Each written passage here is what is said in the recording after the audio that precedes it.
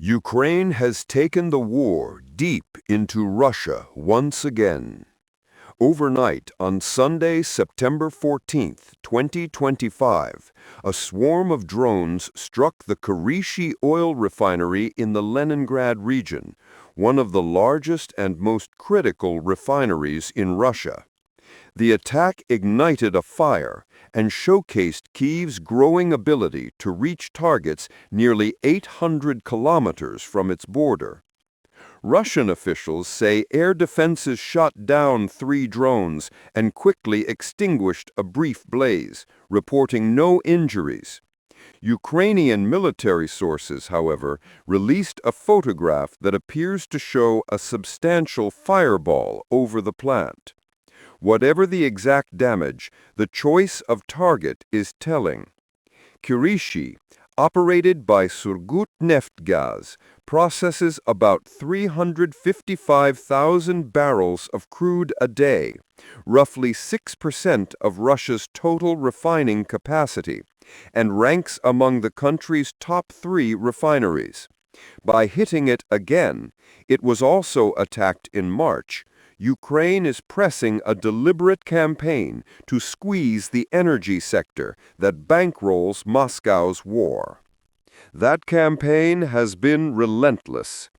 In recent months, Ukrainian drones have hit refineries, depots, and export terminals across Russia. Just last week, a strike set fire to Primorsk, the Baltic terminal that handles the largest share of Russian seaborne oil exports. Analysts now estimate at least 17% of Russia's refining capacity has been disrupted. The fallout is visible on Russian streets: gasoline shortages, rationing, and a temporary government ban on most fuel exports. The ripples extend far beyond Russia. News of the latest strike nudged global oil benchmarks higher, with Brent crude passing $67 a barrel and West Texas Intermediate topping $63. J.P. Morgan warns these attacks show a growing willingness to disrupt international oil markets, complicating an already delicate balance as OPEC Plus prepares to raise output.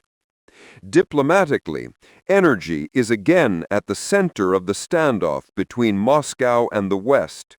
U.S. President Donald Trump has threatened new sanctions on Russian oil if NATO members halt their own purchases, while the same issue hangs over U.S.-China trade talks in Madrid, where Washington is urging allies to slap tariffs on Chinese goods because of Beijing's continued buying of Russian crude.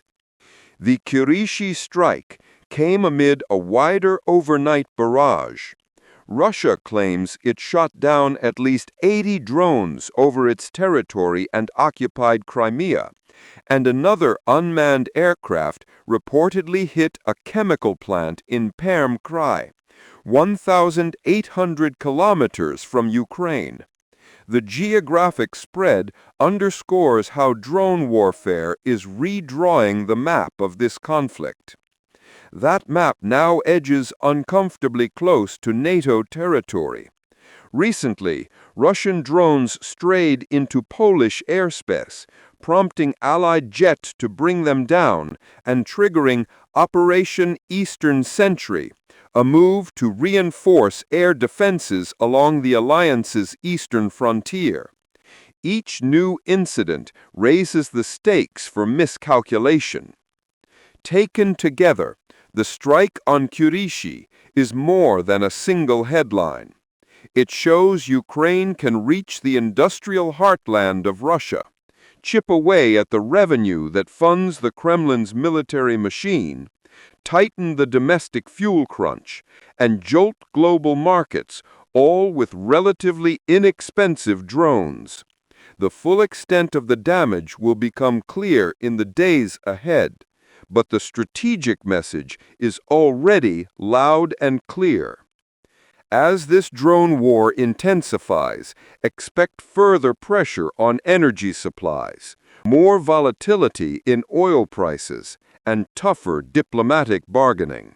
For now, Kirishi stands as the latest flashpoint in a conflict that is expanding in range, in methods, and in consequences.